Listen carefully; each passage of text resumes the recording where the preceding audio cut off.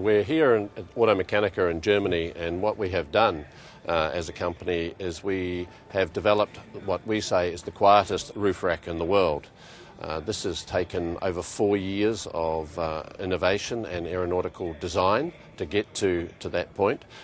And we've spent a lot of time using the Canterbury University and their wind tunnel to develop the product and to prove our point. So what we have here is a wind tunnel that can generate speeds up to 160 kilometres per hour. And on the screen here we can actually graph the spectrum test of the acoustic noise, and you'll be able to see the differential and the spikes which prove where our noise is much less than anybody else.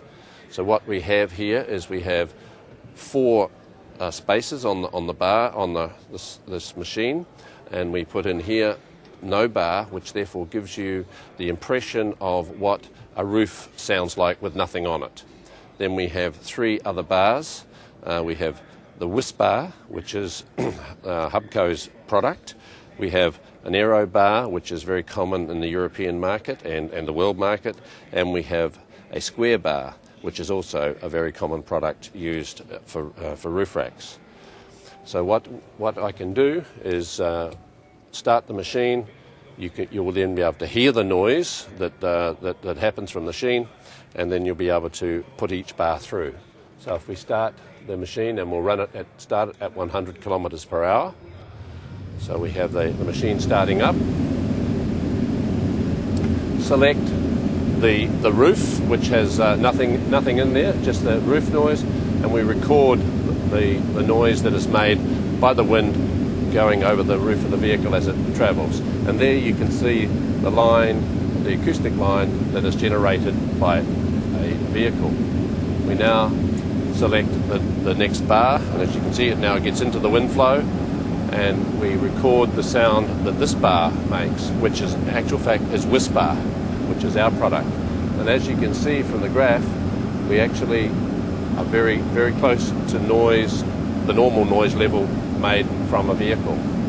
We then select what we call the European Aero bar, and you have 2 things. One, you can hear the noise actually being generated by the bar in the wind, and we also now can record that noise.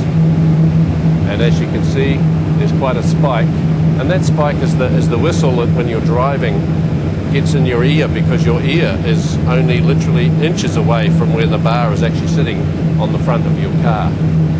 We now go to select the other bar, which is called the square bar, and again you can hear that high-pitched whistle, and we can record that, and you'll see the spike on the screen here, very high. So you can see the differential between the 3 bars is quite huge, and even between those 2, whereas our bar, the Whispbar, actually almost flatlines and comes below.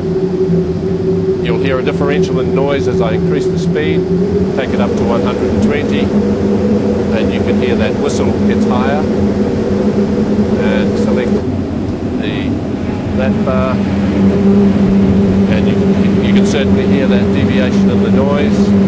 We come down now to the Whispbar, and there is virtually no noise that you can hear at all. I can push it up to 140, and again, no noise generated by the Whispbar.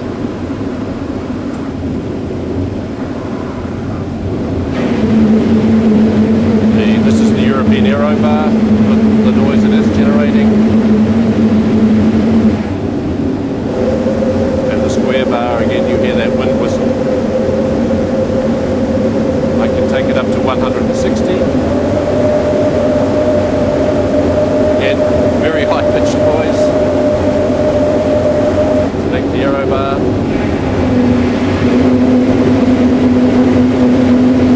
Hard noise to listen to.